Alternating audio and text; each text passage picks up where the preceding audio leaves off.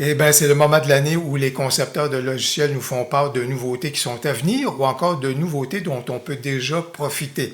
Et fidèle à son habitude, au niveau d'Adobe, le concepteur de logiciels profitant de sa grande messe, de ses assises, nous a fait part de nouveautés dont on peut déjà profiter dans nos logiciels. Et il y a deux nouveautés. Du côté de Lightroom classique ou encore Camera Raw, qui sont fort intéressantes et l'une d'elles retient particulièrement mon attention pour ses possibilités créatives. Il s'agit du flou de l'objectif et voilà donc ce qu'on va examiner maintenant.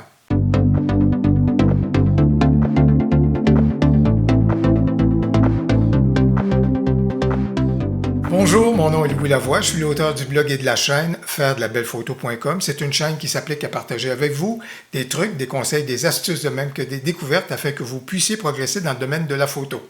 Si vous aimez des vidéos comme celle-ci, n'hésitez donc pas à cliquer sur j'aime et surtout, n'hésitez pas à vous abonner. C'est tout nouveau. Est-ce que c'est tout beau? En tous les cas, c'est certainement très bien parti. Alors, je fais référence à la fonction flou de l'objectif qu'on retrouve dans Lightroom classique et Camera Raw. Et aujourd'hui, pour ceux et celles qui n'ont pas fait leur premier pas dans cette fonction-là, je vais vous montrer comment tirer profit de la fonction, comment vraiment en arriver à des résultats que vous souhaitez, comment profiter des fonctionnalités qui sont donc proposées dans cet élément-là. Et l'autre phénomène, je vais vous montrer deux effets créatifs qu'on est capable de réaliser avec la fonction. Un effet un peu à la Lens Baby et l'autre, un effet Toy, que vous allez voir, je pense que vous allez trouver ça intéressant. On va donc découvrir la fonctionnalité qu'on retrouve dans notre menu de Lightroom classique sous l'appellation flou de l'objectif et avec la mention accès anticipé. Qu'est-ce que ça veut dire cette mention-là? C'est la façon d'Adobe de nous prévenir que l'outil actuellement en est à sa première mouture, si vous voulez. C'est donc un outil qui est en développement, qui est tout à fait fonctionnel, on est capable de l'utiliser, mais il pourrait se bonifier bien sûr avec le temps, comme n'importe quel outil de l'intelligence artificielle. Pour activer l'outil en question, alors là, je vous invite à, évidemment, bien sûr, ouvrir le menu et surtout ouvrir l'ensemble des menus et on va activer l'outil en cliquant sur « Appliquer ». À partir de là, l'intelligence artificielle entre en action et va analyser donc notre photo. Il faut comprendre que ce n'est pas toutes les photos qui vont permettre à la fonction d'opérer. Parce que lorsqu'on a des photos où est-ce qu'il n'y a pas de décalage du tout, il n'y a pas de profondeur de champ, il n'y a rien, il n'y a pas une profondeur assez accentuée entre le premier plan et l'arrière-plan, à ce moment-là, vos photos ne vont pas fonctionner. Et surtout, s'il n'y a pas un sujet qui est vraiment identifiable par l'intelligence artificielle, ça ne fonctionnera pas. Un bon exemple, si vous avez une personne que vous prenez qui est complètement adossé à un mur, il n'y a absolument aucun décalage entre le sujet de votre photo et le mur. Il ne faut donc pas espérer que l'intelligence artificielle parvienne à flouter complètement le mur à l'arrière-plan de votre personnage. Il n'y a vraiment pas assez de distance entre les deux. Mais dans ce cas ici, vous voyez, et surtout si je fais juste désactiver la fonctionnalité pour un instant, en profitant juste ici de cette icône-ci dans mon menu. Alors voilà donc ce qui était ma photo. Vous voyez qu'il y a là, ici, une grande profondeur de champ avec beaucoup d'espace à ce moment-là entre les éléments. Et lorsque je me ramène, voici donc l'effet qui a été apporté par l'intelligence artificielle et la fonction. On est capable d'améliorer le rendu qui nous est proposé par l'intelligence artificielle de plusieurs façons. Premièrement, au niveau du flou, par défaut ici, on a un flou à 50% d'intensité. Si vous voulez avoir un flou encore plus prononcé, on est capable d'aller à 100%. Ou encore, si vous trouvez cela trop accentué au niveau du flou, on est capable de diminuer l'intensité du flou. Pour le moment, je vais le laisser à 50% pour que la démonstration soit plus évidente par rapport à ce qu'on est capable d'apporter. Alors voilà donc une première proposition au niveau donc de l'outil. Deuxième proposition qui est très importante de comprendre, c'est que l'intelligence artificielle a identifié des sujets dans une zone et a amené de la netteté dans cette zone-là. Et là, si vous regardez ici, vous avez une espèce de représentation qui s'apparente à un histogramme. Et là, ça vient dire, j'ai de la matière ici, j'ai de la matière là, jusqu'à l'arrière donc de la photo. Alors, on a donc de la matière. Et là, je suis capable de dire cette zone-ci, qui, avec le carré qui est là, qui est donc la représentation de la zone de netteté, je suis capable de prendre cette zone-là et de la déplacer dans ma photo. Je suis capable de l'amener complètement à l'arrière. Alors, vous voyez qu'en faisant cela, à ce moment-là, l'arrière-plan est très net et l'avant-plan est rendu flou. Alors, je suis donc capable de jouer avec cet élément-là ici pour amener de façon plus précise la zone de netteté où je souhaitais. Si je double-clique sur le carré, je me ramène à la proposition initiale donc de l'intelligence artificielle et voilà donc ma zone de netteté, elle est là. Troisième élément. Si vous trouvez que la zone de netteté, par exemple, sur les personnages, c'est très bien, mais vous aimeriez inclure un élément qui est juste à l'arrière de la zone de netteté. Autrement dit, élargir légèrement celle-ci, vous êtes capable de le faire en cliquant sur le carré en question et surtout en étirant à ce moment-là celui-ci vers l'arrière parce que ça me permet donc à ce moment-là d'inclure le personnage, là, le cinquième personnage qui serait là. Si j'étire donc ma zone jusque-là, ça l'inclut davantage. Et ce qui peut aider également à comprendre le tout, c'est si on clique juste ici sur visualiser la profondeur, bien, qu'est-ce qu'on constate? On voit donc au niveau de la profondeur de champ, le premier plan apparaît beaucoup plus en beige et en blanc. Le plan moyen est beaucoup plus dans une zone magenta légèrement prononcée. Et ce qui est beaucoup plus à l'arrière-plan à ce moment-là apparaît dans un mauve qui est donc là en arrière complètement avec la zone au niveau du ciel là, qui n'est pas du tout à ce moment-là comprise dans notre histogramme si vous voulez. Alors lorsque je déplace à ce moment-là tout cela et que je clique sur mon carré, bien là ça me permet donc de voir quelle est la zone qui est comprise et encore là ici, en ayant cliqué et en ayant activé la visualisation, ça me permet donc de jouer, comme vous pouvez voir lorsque je joue avec ma boîte, je suis capable de voir précisément là où arrête donc ma zone de précision.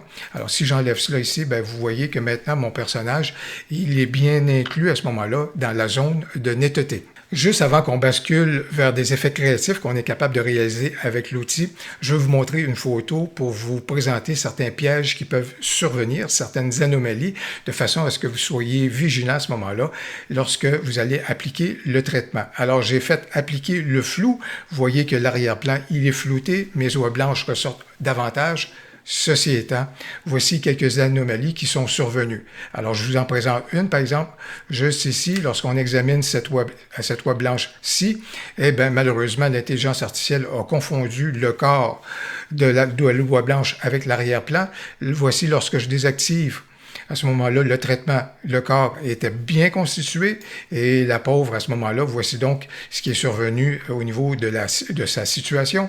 Et là, pire encore, je vous dirais, lorsqu'on examine une autre zone de notre photo, bien, si je vous présente cette zone-ci, et lorsqu'on examine les têtes des oies blanches, eh bien, si je désactive la fonction, voici ce qu'étaient les têtes avant qu'on floue l'arrière-plan, et voici maintenant les têtes qui ont été confondues avec l'arrière-plan. Alors, c'est pour vous montrer qu'il faut avoir à ce moment-là un peu de vigilance et surveiller à ce moment-là de la façon que le tout est traité par la fonction.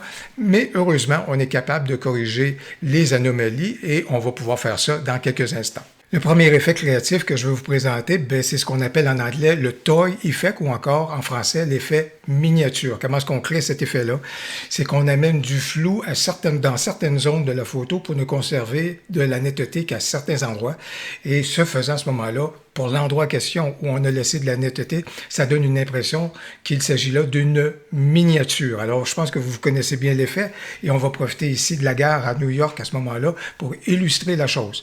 J'ai donc demandé à l'intelligence artificielle d'analyser la scène et de me proposer donc un flou au niveau de l'objectif. Elle a fait son boulot. Le petit problème, comme c'est là, c'est l'arrière-plan qu'elle a choisi de mettre de façon nette, alors que moi, vous devinez bien que ce que je veux, c'est la rotonde, si vous voulez, ou juste ici, là, ce qui se retrouve au milieu, c'est là que je veux qu'on ait notre zone de netteté. Alors, je vais prendre carrément mon bloc de netteté pour l'amener davantage vers l'endroit en question. Et remarquez, dès que je fais ça, là, voyez-vous déjà comment est-ce que le regard, évidemment, s'en va vers la zone de netteté. Et je vais peut-être justement réduire la zone en question pour la ramener.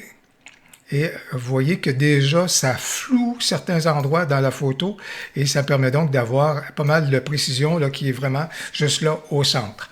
Par la suite, qu'est-ce qu'on est capable de faire? Et pour ça, ici, je peux très bien aussi augmenter, et j'y vais là à fond la caisse, en augmentant mon niveau de flou carrément à 100% plutôt qu'à 50%. Et là, vous voyez toute la façon que ça se présente. Qu'est-ce que je suis capable de faire? Je suis capable d'aller choisir un pinceau, de lui demander à ce moment-là, par défaut, le pinceau est à 100% à ce moment-là et on peut le monter jusqu'à 200. Au niveau de la taille, on est correct. Le contour progressif, j'aime bien le laisser à 100%. Et là, je suis capable d'aller apporter du flou, plus particulièrement donc à certains endroits au premier plan, parce que vous devinez bien que le seul endroit qui m'intéresse à ce moment-là, c'est de conserver la netteté plus au niveau du centre. Et donc, il y a certains personnages, si vous voulez, on va pouvoir justement atténuer leur présence. Alors, je fais ça ici. Et quelque chose qui est vraiment très intéressant, qui est bien fait, et même que je suis capable de repasser là où il y a du flou pour m'assurer qu'à ce moment-là, ce soit flouté davantage. Et il y a quelque chose qui est bien fait au niveau de l'outil et qui est intéressant, c'est-à-dire qu'on est capable, vous voyez, il y a un plus qui est là. Ça me permet de me créer un deuxième pinceau avec une intensité qui, dans ce cas-ci, serait moindre, pour aller flouter de façon plus douce, si vous voulez, plus subtile aux abords à ce moment-là de l'endroit que je voudrais faire. Alors, ça me permet également de faire des choses comme ça. Ou encore, si jamais je voulais ramener de la netteté, je serais capable de me tourner vers l'autre pinceau qui est juste là, qui s'appelle cône. Et avec cône, à ce moment-là, ça me permettrait de ramener de la précision à certains endroits. Mais je vais en rester là pour la démonstration. Je pense que si vous regardez le tout, voici ce qui était ma photo donc à l'origine. Et voici donc à ce moment-là, grâce à l'outil, comment on est capable de se ramener et de créer donc cet effet miniature. Et le dernier effet créatif que je veux explorer avec vous, je fais un petit clin d'œil en direction de mon ami Fred, c'est un effet à la Lens Baby et plus particulièrement le rendu qu'on appelle velvet, c'est-à-dire très doucereux avec quelque chose qui est un peu vaporeux en périphérie donc de la photo, sauf aux endroits qu'on veut bien à ce moment-là. Et j'ai donc demandé à l'intelligence artificielle d'opérer avec cette scène-ci qui est à Anticosti et donc l'intelligence artificielle a flouté l'arrière-plan. Mais en même temps, l'intelligence artificielle a flouté également le bras juste ici, donc d'un des personnages. Vous pouvez voir qu'ici, là, ça l'a raté un tout petit peu. Puis on voit également ici qu'il y a des zones qui ont été ratées au niveau de l'intelligence artificielle. Alors évidemment, tout ça va se bonifier, mais comment est-ce qu'on est capable de corriger le tout? Alors qu'est-ce qui peut nous aider? C'est d'aller demander à visualiser donc la profondeur. Alors là, quand on regarde ça, on voit bien que le bras n'est pas de la même couleur à ce moment-là que le reste du corps. Alors, on va profiter du cône juste là et on va demander au masquage automatique d'opérer. Et tout ce que j'ai besoin de faire à ce moment-là, ici, quand on clique sur cône, ça veut dire qu'on veut rajouter de la netteté. J'ai juste besoin de cliquer à certains endroits au niveau de la surface du bras et en profitant du masquage automatique. Et là, je sais qu'à ce moment-là, ça va être spécifiquement ces endroits-là qui vont devenir beaucoup plus nets. Alors, en faisant cela, comme ça, ça me permet donc d'aller retrouver la matière du bras là, qui avait été donc floutée par l'intelligence artificielle. Par contre, on voit bien juste ici que c'est un peu trop précis. Alors, dans ce cas ici, encore une fois, avec la même quantité, tout cela, et au niveau de la taille, une très petite taille, je vais donc aller juste ici, cliquer pour flouter un peu plus à ce moment-là, cette zone-là, pour que ça devienne l'équivalent de ce qu'on retrouve en arrière-plan au niveau donc du flou. Maintenant, je peux donc me concentrer à appliquer mon rendu Velvet à la Lens Baby. Alors, je vais retrouver une taille qui est assez importante. Ma quantité est à 100. Mon intensité, mon contour progressif. Et là, ce que je m'applique à faire, c'est de passer, et là, je vais juste enlever mon masquage automatique, mais là, je passe donc en périphérie de ma photo pour flouter le tout. Je vais juste diminuer ma taille un tout petit peu de façon à aller dans les contours de la photo, flouter donc ces zones-là. Et là, plus je me rapproche de mes personnages, plus à ce moment-là, je vais me tourner vers un deuxième pinceau, diminuer mon intensité, y aller quelque chose qui est autour de 40 et aborder, faire le contour des personnages, là, mais de façon plus douce à ce moment-là, pour que ce soit plus atténué, là. Quelque chose où est-ce qu'on n'en arrive pas à du tranché carré, là, net, là, des choses comme ça. Et je vous dirais même que je rajouterais un troisième pinceau, et j'ai constaté que ce qui peut être intéressant au niveau du rendu, c'est d'aller chercher une intensité qui est en deçà de 10, et tout simplement passer survoler les personnages de façon à les flouter juste un tout petit peu.